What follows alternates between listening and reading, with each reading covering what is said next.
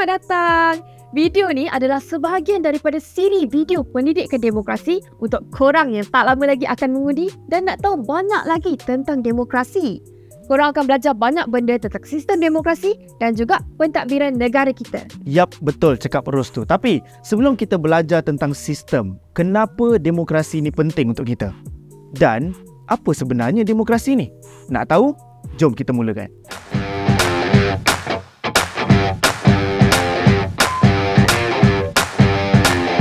Okey, jom kita tengok dulu apa maksud demokrasi. Demokrasi berasal daripada perkataan Greek Yunani, iaitu demos yang bermaksud rakyat dan juga kratos yang bermaksud pemerintah. Perkataan demokrasi pula merujuk kepada sistem kerajaan di mana rakyat dibenarkan untuk menyertai proses menggubal undang-undang. Konsep ni sebenarnya dah guna lama dah, dari zaman Yunani kuno lagi. Korang boleh baca secara khusus tentang sejarah demokrasi dalam banyak buku teks sains politik dan artikel-artikel atas talian. Antara buku yang baik yang korang boleh rujuk dalam topik definisi dan konsep demokrasi adalah karya Robert Dahl yang bertajuk On Democracy. Bolehlah korang beli ataupun pinjam dekat mana-mana perpustakaan lepas ni, okey? Yang paling penting sekarang ni, korang dah tahu dah apa sebenarnya maksud demokrasi. Seorang bernama Hans Kelsen mendefinisikan demokrasi sebagai pemerintahan dari rakyat untuk rakyat. Wakil rakyat dipilih untuk menjalankan pemerintahan negara dengan kepercayaan bahawa mereka akan menjaga segala kehendak dan kepentingan rakyat. Dia ni macam bapa kepada hukum dan perlembagaan tau. Dia ni memang power. Hans Kelsen ni buat teori tentang hukum dan perlembagaan. Dan yang pasti, dia ni memang berpengaruh dalam dunia hukum dan perlembagaan. Macam influencer, pendapat Hans Kelsen bahawa wakil rakyat diberi kepercayaan untuk menjaga kepentingan rakyat adalah selari dengan pendapat Abraham Lincoln yang pernah berkata bahawa kerajaan rakyat daripada rakyat untuk rakyat. Abraham Lincoln ni adalah seorang pemimpin Amerika Syarikat yang sangat terkenal sebab dia jadi Presiden Amerika di zaman Perang Saudara. Dia memang suka pakai topi tinggi dan juga janggut panjang. Macam kartun. Tapi dia tak pandai lawan dalam Perang Saudara.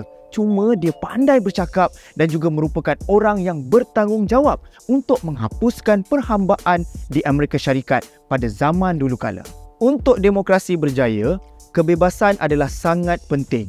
Menurut Aristotle, kebebasan adalah kunci kepada demokrasi. Betul lah tu. Macam kita nak pilih pemimpin pun, kena ada kebebasan untuk kita fikir dan buat pilihan kita sendiri. Kalau tak, macam mana kita nak majukan demokrasi kan? Kalau kata kita tak study betul-betul pasal calon-calon tu, nanti pilihan kita ni jadi macam pilih-pilih kasut. Pilih yang cantik tapi tak selesa. Ingat boleh pakai, tapi satu apa pun tak guna.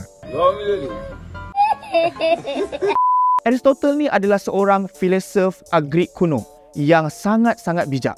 Beliau banyak memberi sumbangan dalam bidang mantik, retorik, fizik, biologi, psikologi, matematik, metafizik, etik dan politik. Banyak etik. Bukan saja peminat falsafah, malahan pengguna Instagram pun suka falsafah beliau ni dan gunakan quote-quote yang memberikan inspirasi dan pencerahan dalam masa yang sama. Korang pun ada guna kan? Selain itu, demokrasi hanya akan berjaya bila ada pembahagian kuasa. Menurut Montesquieu, pemerintahan demokrasi harus melalui pengasingan kuasa yang terbahagi kepada 3, iaitu pembuatan undang-undang, pentadbiran dan juga kehakiman. Ada satu episod yang khusus kita sediakan menerangkan berkenaan dengan konsep ini. Montesquieu ni adalah seorang pakcik yang suka fikir banyak pasal kerajaan. Dia adalah tulis buku pasal sistem kerajaan dalam buku The Spirit of the Laws. Ni bukunya.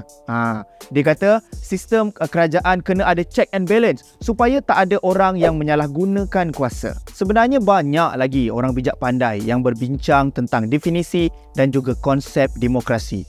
Misalnya Francis Fukuyama yang membincangkan aspek accountability demokrasi.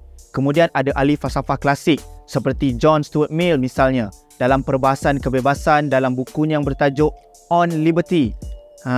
dan banyak lagi tokoh seperti Isaiah Berlin, Hannah Arendt, Robert Dahl, Jürgen Habermas dan juga Joseph Schumpeter. Kan dah banyak kata kunci yang korang boleh cari sendiri dekat internet. Kemudian, jangan lupa untuk korang take note untuk buat kajian korang sendiri nanti. Ada banyak jenis demokrasi, tetapi demokrasi yang digunakan di Malaysia adalah demokrasi berparlimen. Malaysia mengikut sistem yang sama seperti di United Kingdom yang dipanggil sistem Westminster. Okey, bercakap pasal sistem Westminster. Sistem Westminster ni macam mana pula? Okey, dengar sini Sistem ni nama dia datang dari Westminster iaitu lokasi parlimen dekat London.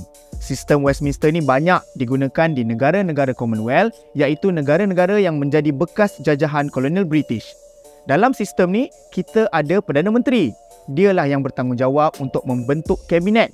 Kabinet ni macam satu pasukan yang ada ahli-ahli daripada parti politik yang berbeza-beza. Di Malaysia, cara lantikan mereka adalah mengikut Perlembagaan Malaysia Perkara 43 yang menyatakan bahawa ahli kabinet perlu dilantik oleh Yang di-Pertuan Agong dan pelbagai lagi peraturan yang digunakan untuk melantik ahli kabinet atau jemaah menteri. Kami akan berbincang secara lebih lanjut tentang perkara ini dalam episod yang akan datang. Lepas tu, dalam parlimen kita ada 3 komponen. Yang di-Pertuan Agong, Dewan Rakyat dan Dewan Negara. Kalau kita ikut sistem Westminster ni, memang macam tu lah. Untuk pengetahuan semua, sekarang ni kita ada 70 orang ahli Dewan Negara yang dilantik oleh Yang di-Pertuan Agong dan 222 orang ahli Dewan Rakyat yang dipilih sendiri oleh rakyat Malaysia menggunakan kuasa undi. Kenapa rakyat Malaysia perlu belajar lebih banyak tentang demokrasi? Supaya kita tak pilih macam pilih baju online. Add to cart je, tak fikir panjang. Kita kena pastikan hak kita dilindungi dan pilihan kita tu bijak. Jangan sampai macam kita beli baju. Bila tak muat, tak boleh nak refund. Oh no. Demokrasi ini juga bukan hanya dalam soal memilih pemimpin saja, tapi ianya juga berkaitan dengan hak, tanggungjawab dan soal agihan ekonomi yang adil. Jadi apa lagi? Jom kita belajar dan bersedia untuk mengundi. Dan jangan mudah dipolitikkan. Tapi itulah, ada orang kata sistem ni ada kelemahan dia juga. Contohnya kalau kita tengok macam mana situasi Dewan Rakyat kita sekarang. Ramai je orang yang tak puas hati. Ada yang kata politik kita ni dah terlalu kompetitif. Dah terlalu banyak penyalahgunaan kuasa dengan korupsinya lagi. Tak ada yang betul-betul fikir pasal rakyat. So, kita ni lah yang kena cuba improve sistem kita ni. Dengan adanya ilmu yang kita belajar ni, harapnya kita dapat improve lagi demi kebaikan masa depan negara kita.